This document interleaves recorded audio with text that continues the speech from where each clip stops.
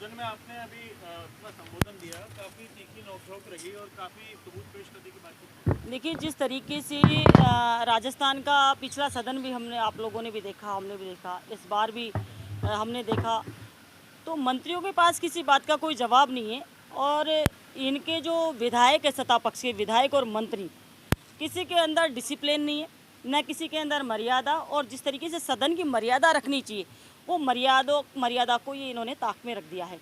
और जिस तरीके का बिहेव सदन के अंदर इन लोगों के द्वारा किया जाता है, कोई भी विपक्ष का सदस्य खड़ा होता है, कोई भी पॉइंट पकड़कर हा हुल्ला करना शुरू कर देते हैं। इनका ये सबसे महत्वपूर्ण मुद्दा ये है कि सामने वाले को अपनी रिपोर्ट पेश करने ही मत दो, बोलने ही मत दो, राजस्थान के हितों के लिए बात ही नहीं करने दें।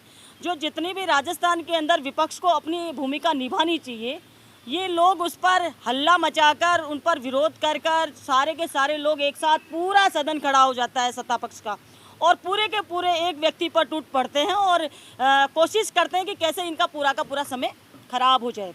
लेकिन मैं आपसे कहना चाहूँगी मीडिया के माध्यम से कि जिस तरीके से राजस्थान में राइजिंग राजस्थान हुआ, उसके बारे में मैं बता रही थी कि किस तरीके से इन्होंने राइजिंग राजस्थान में 37 लाख करोड़ का ये जो MOU किए, उन्होंने क्या किया है कि 11,500 लोगों ने पार्टिसिपेट किया और 554 लोग ही उसके अंदर 35,000 करोड़ के निवेश करेंगे और उन लोगों पर ही ज़्यादा फोकस है। इसी बात को मैं रखना चाह रही थी। और कई सारी चीज़ें ऐसी भी है उसके अंदर जो कि हम सबूत और तथ्यों के साथ में बात करेंगे। उसके अलावा इनका सबसे महत्वपूर्ण ये है कि राइजिंग राजस्थान इतना बड़ा इवेंट किया, करोड़ों रुपए इन्होंने खर्च किए। उसके बाद 3 दिन वो होके MOU होके जितने भी इन्वेस्टर आते, वो 3 दिन के अंदर इनका जो भी करना था, पार्टिसिपेट जो भी करनी थी, वो कर करा के उसको क्लोज करना चाहिए था। लेकिन उसको चलाए हुए है कि कोई इनका चहेता रह जाए तो उसमें वापस से MOU कर सकता है। उसी बात को लेकर वो हल्ला करने लग गए, क्योंकि सुनना ही नहीं चाहते, सच्चाई वो सुनना नहीं चाहते। बाबा साहब की वो लोग बात करते हैं और बाबा साहब का अपमान करते हैं संसद के अंदर। और कई सारे मुद्दे ऐसे थे, डॉक्टर किरोड़ी लाल जी का मुद्दा है, वो कह रहे हैं कि SI भर्ती को रद्द करे, SI भर्ती रद्द नहीं हो पा रही, इनसे नहीं कर पा रहे वो, वहाँ पर भी क्या घपला है। अभी ये जो समाज कल्याण मंत्री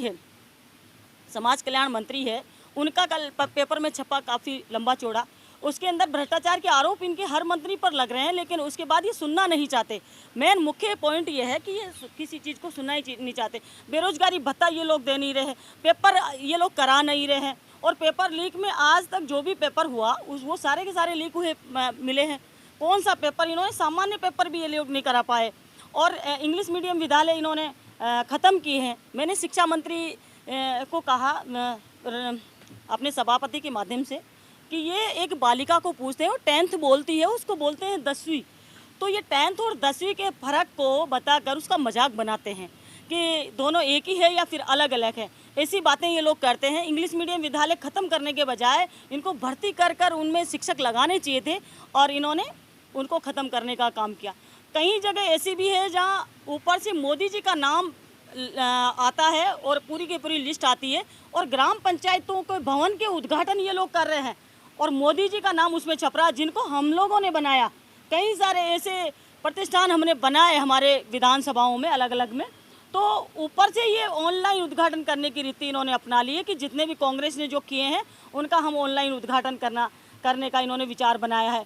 ये महाकुंभ की बात करते हैं, महाकुंभ के अंदर व्यवस्थाओं की देख लीजिए किस तरीके की इनकी व्यवस्थाएँ थी, और धर्म के नाम पर और गाय के नाम पर ये बहुत सारा, क्योंकि समय इन्होंने ख़राब किया, गाय के नाम पर ये राजनीति कर रहे हैं। हमारी सरकार ने नंदी गौशाला के नाम पर एक स्कीम चलाई, और इस स्कीम के तहत हमारे बोली के अंदर भी एक गौशाला स्वीकृत हुई। उसमें 10% राशि जमा करानी होती है, 90% सरकार को देनी होती। वो 10% राशि हमने जमा करा दी और उसके बाद सरकार बदल गई। ये 90% राशि आज तक भी जमा नहीं करा रहे। गाय की बात कर रहे हैं, बेचारे किसान सारी रात भर गायों की रखवाली करने के लिए बैठे रहते हैं, उनकी फसल चौपट हो जाती है, उनकी फसल का कोई मुआवजा डिसाइड नहीं कर रहे हैं ये लोग।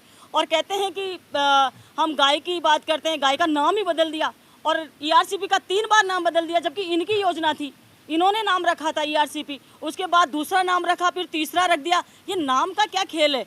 ये नाम बदल कर अपनी दुकान चलाए बैठे हैं और कुछ नहीं है इनके पास में। तो बहुत सारे मुद्दे ऐसे हैं जिन पर आज सदन में बोलने का मुझे भी मौका मिला, और कई सारी चीज़ें ऐसी भी है जो सदन में हम लोग बोल नहीं पाए, क्योंकि इनका मोटिव यही रहता है कि ये किसी भी तरीके से विपक्ष को समय खराब करते रहें। धन्यवाद।